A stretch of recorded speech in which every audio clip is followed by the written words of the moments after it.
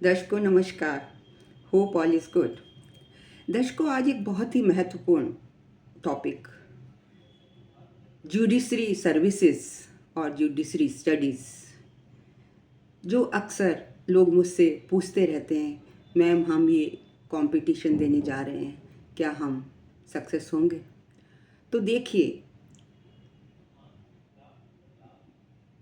Judiciary service basically है क्या? ये जनता से, पब्लिक से जुड़ी हुई सर्विस है, जन कल्याण के लिए है। मतलब कि आप पब्लिक की सेवा करते हैं। तो सबसे पहले पब्लिक को डील करने के लिए, सेवा करने के लिए, अगर आप में सेवा भाव है और आप किसी की सेवा करना चाहते हैं, तो सबसे पहले किस चीज़ की ज़रूरत है? स्ट्रॉन्ग लगना की। मतलब आपका जो लग्न है, आपकी जो पर्सनैलिटी है, वो स्ट्रॉन्ग होनी चाहिए। लग्न लॉर्ड अगर एग्जॉल्टेड है या स्ट्रॉन्ग है या डेबिलिटेटेड नहीं है, अपनी राशि में बैठा है, कोई योग बना रहा है, तो आपको अट्रैक्टिव एक अट्रैक्टिव और स्ट्रॉन्ग पर्सनैलिटी देगा। लोग आपसे प्रभावित होंगे, आपका ओहरा स्ट्रॉन्ग होगा। दूसरी बात आती है डिसिप्लिन। और डिसिप्लिन का कारक कौन है? सन, सूर्य। तो सूर्य आपको क्या देगा? सूर्य देगा डिसिप्लिन। गवर्नमेंट का कारक है, अथॉरिटी का कारक है, हायर अथॉरिटी, एंड आपको हायर पोजीशन पर ले जाता है सन। तो इसलिए आपकी कुंडली में सन का स्ट्रांग होना भी बहुत ज़रूरी है। अब लग्न स्ट्रांग हो गया, सूर्य स्ट्रांग हो गया, पर ये ऐसी फील्ड है जहाँ पर डिस्प्यूट्स होते हैं। मतलब लोग अपना डिस्प्यूट सॉल्व करवाने के लिए इस कोर्ट में आते हैं, जज के पास जाते हैं, लॉयर के पास जाते हैं, लिटिगेशन होता है। तो लिटिगेशन कौन शो करता है? Mars, 6th house. और इसलिए Mangal is also very important in this case. Mangal आपको करेज देगा, लिटिगेशन संबंधी प्रॉब्लम को सॉल्व करने में आपकी मदद करेगा। उसके बाद आता है कि आपके पास स्ट्रॉन्ग पर्सनैलिटी हो गई, आपके पास अथॉरिटी हो गई, आपके पास करेज है। अब क्या चाहिए? अब आपको स्पीच चाहिए। वो कौन देता है? स्पीच देगा mercury. So 4th planet is mercury, जो आपको अपने केस रिलेटेड भाव व्यक्त करने के लिए मदद करेगा। मरकरी ड्राफ्ट, फाइलिंग, कम्युनिकेशन, ये सब मरकरी ही देता है। नेक्स्ट सबसे बड़ी चीज़ है विजडम। जब तक आपके पास विजडम नहीं होगी, बुद्धि नहीं होगी, तो तब तक आप पब्लिक को मदद नहीं कर पाएंगे। So wisdom is very important. Knowledge होनी चाहिए, सब्जेक्ट नॉलेज होनी चाहिए, विजडम होनी चाहिए। आपको समझ आना चाहिए कि सामने वाला आपको क्या कह रहा है। देन कम्स द इंटेलेक्ट, जो मरकरी देता है। Jupiter gives you wisdom and justice also. Next planet is Saturn, कर्म कारक, आपके कर्मों का फल देने वाला ग्रह। तो लगभग सारे ग्रह आपकी कुंडली में इन्वॉल्व हो गए, मतलब they should be in good position. अब जब आप कोर्ट में जाते हैं तो बहुत तरह के डिस्प्यूट्स होते हैं, बहुत तरह के केसेस आते हैं। तो आपको जब आप उस केस को निष्पक्ष होकर उसका सॉल्यूशन देंगे तो आप में डिप्लोमेटिक क्वालिटी भी होनी चाहिए, मतलब आप सामने वाले को डिप्लोमेटिकली डील कर सकें और जान सकें कि what is true and what is false, उसमें से डिड्यूस कर सकें। तो वो डिप्लोमेसी कौन देता है? राहु देता है। तो देख लिए सारे ही प्लैनेट इन्वॉल्व हो गए। अब देख लेते हैं कि कौन कौन सी ऐसी प्लैनेटरी पोजीशंस हैं जिसकी वजह से आप जुडिशरी सर्विसेज में जा सकते हैं। देखिए, मंगल अगर 10th लॉर्ड हो और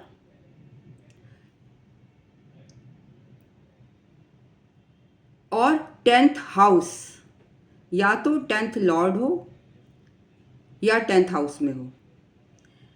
Mars, if Mars is 10th Lord, मतलब 10th लॉर्ड होकर ज़रूरी नहीं है कि वो 10th में ही बैठा हो, कहीं भी बैठा हो। एंड जो 10वां घर है, मतलब दो ही स्थिति होंगी, या तो मंगल 10th हाउस में बैठा होगा या 10th का लॉर्ड होगा। इन दैट केस उस पर बृहस्पति, मतलब जस्टिस करने वाले की नज़र पड़ जाए। जस्टिस कौन कर रहा है? जुपिटर कर रहा है। मतलब if Mars is in 10th house और lord of 10th house and is expected by Jupiter, तो ये एक कॉम्बिनेशन है, एक प्लेसमेंट है for judiciary services.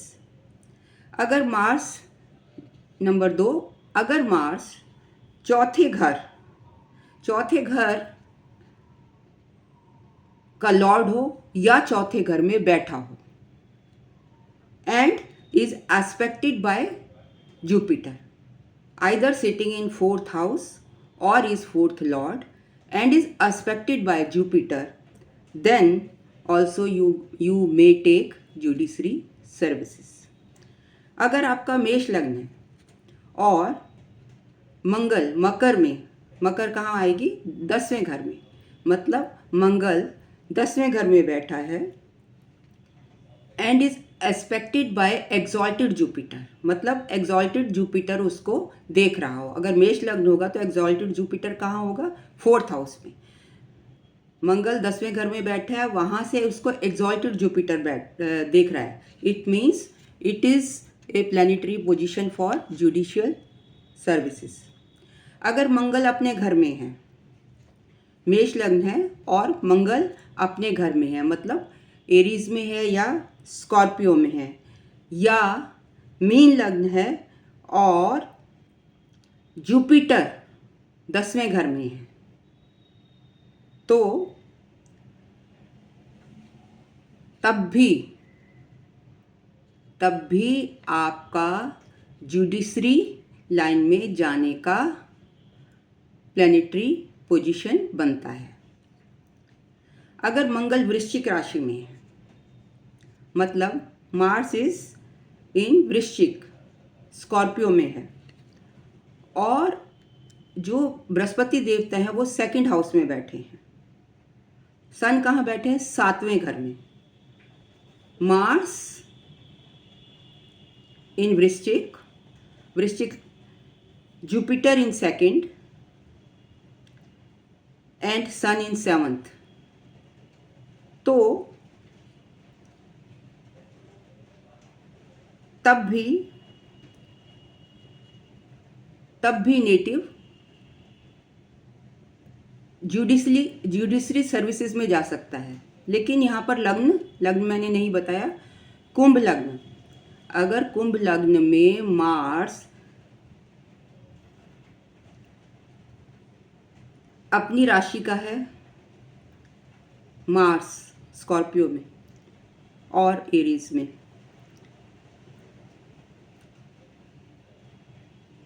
Sorry it is in Mars in Vrishchik. Mars अगर एक्वेरियस लग्न में मार्स वृश्चिक में है, दूसरे घर में जुपिटर बैठा है, तो देखिए मार्स स्कॉर्पियो में हो गया और जुपिटर अगर दूसरे घर में बैठेगा एक्वेरियस में, तो वो क्या हो जाएगा, वो स्ट्रांग हो जाएगा 12 राशि में। एंड सन 7वें घर में, और लग्न है कुंभ। In that case also it is a very good planetary position for going in judiciary studies और इन सर्विसेज। अगर मिथुन लग्न है और उसमें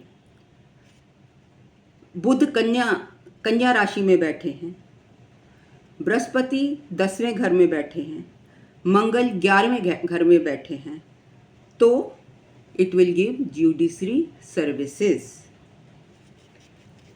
नेक्स्ट, अगर आपका धनु लग्न है, मरकरी कन्या राशि में है, विर्गो में है, जुपिटर मिथुन में है और मार्स भी मिथुन में है, तो भी this is a good planetary position for judiciary.